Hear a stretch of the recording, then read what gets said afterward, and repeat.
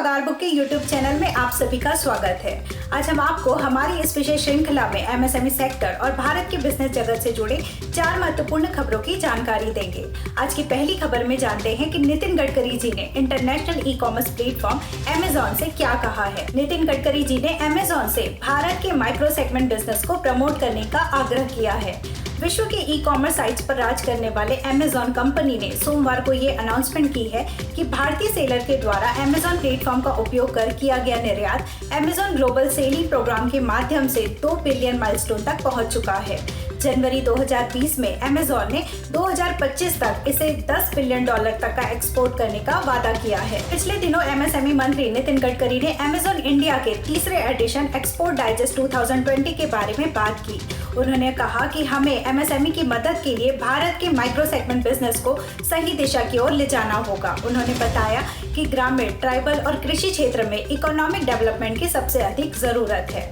नितिन गडकरी जी का कहना है कि 65% पॉपुलेशन इसी एरिया से बिलोंग करती है। उन्होंने ये भी बताया कि 115 जिले ऐसे हैं जहां पर व्यक्ति आय बहुत ही कम है। नितिन गडकरी जी का कहना है कि अमेज़न एक बेहतरीन प्लेटफॉर्म है जो हमारे छोटे बड़े हर तरह के व्यापारियों को अपने प्रोडक्ट को एक्सपोर्ट करने के लिए सहायता प्रदान करता है। ऐसे में नितिन गडकरी जी ने अपना एक सुझाव भी दिया है। उनका कहना है कि हैंडलूम, हैंडीक्राफ्ट और एग्रीकल्चर से जुड़े प्रोडक्ट के लिए अलग कैटेगरी बनाए जाने की जरूरत है। एमएसएमई सेक्टर के महत्व से लोगों को अवगत कराने के लिए नितिन गडकरी जी ने बताया कि 28% जॉब एमएसएमई सेक्टर की वजह से ही भारत में आते हैं और वहीं 48% तक का एक्सपोर्ट में भी एमएसएमई सेक्टर महत्वपूर्ण भूमिका निभाता है। आज की दूसरी महत्वपूर्ण खबर में जानते हैं कि एमएसएमई सेक्टर के लिए इनकम टैक्स डिपार्टमेंट ने क्या फैसला लिया है। जल्द ही income tax department MSME sector के मूल्यह्रास, सेल्स और ग्रॉस टर्नओवर की सारी जानकारी एमएसएमई मिनिस्ट्री के साथ शेयर करना शुरू करेगा। ये पूरा procedure central bank of direct taxes यानी कि सीबीडीटी के द्वारा पूरा किया जाएगा। आपकी जानकारी के लिए बता दें कि इनकम टैक्स एक्ट सेक्शन 138 के अनुसार इनकम टैक्स अथॉरिटी भारतीय टैक्स पेयर के शेयर और अन्य जानकारियों को गवर्नमेंट एजेंसियों को दे सकती है। ये इनके अधिकार के क्षेत्र में आता है।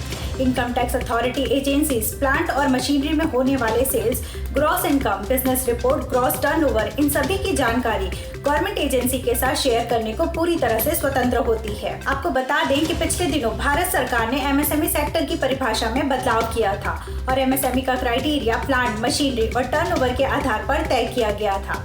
इसे ही सुनिश्चित करने के लिए उन्हें और अधिक जानकारी की जरूरत है। ऐसे में भारत सरकार एमएसएमई सेक्टर की जानकारी इनकम टैक्स डिपार्टमेंट से ले सकती है। आज की तीसरी और पॉजिटिव खबर में जानते हैं कि भारत की किन कंपनियों ने अमेज़न ग्लोबल सेलिंग प्रोग्राम के साथ मिलकर विश्व स्तर पर भारतीय मार्केट को लीड किया है। मुंबई की टेक्सटाइल कंपनी ने अमेज़न यूएस मार्केट पर लीड किया है। वहीं Bengaluru based electronics toy manufacturing company ने इंडिया के बाहर एक बेहतरीन व्यापार किया है। यह company UK, US, Canada, Australia तक पहुंच चुकी है।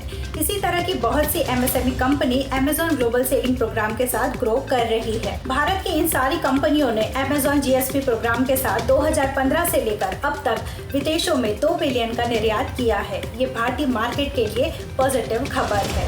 इसके साथ ही अमेज़न इंडिया के senior vice president Amit Agrawal का कहना है कि हम अमेज़न के जरिए भारतीय एमएसएमई एंटरप्राइजेस को बढ़ाना चाहते हैं और इस 2 बिलियन के डाटा को $10 बिलियन तक 2025 में पहुंचाने का लक्ष्य रखते हैं। आज की चौथी और महत्वपूर्ण खबर इंटरनेशनल ट्रांजैक्शन प्लेटफॉर्म पेपल की तरफ से।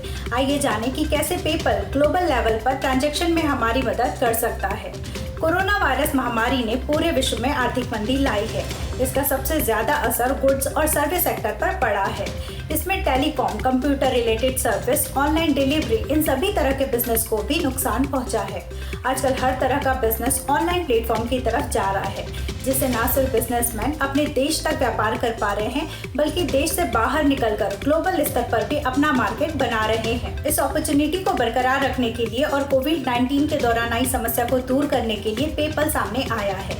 पेपल एक इंटरनेशनल पेमेंट और ऑनलाइन ट्रांजैक्शन साइट है। इसका मतलब है कि आप पेपल के जरिए किसी को भी पैसे दूसरे देशों में पहुंचा सकते हैं और दूसरे देश से पैसे अपने तक ला सकते हैं। पेपल इंटरनेशनल लेवल पर ट्रांजैक्शन का एक बेहतरीन जरिया बन रहा है।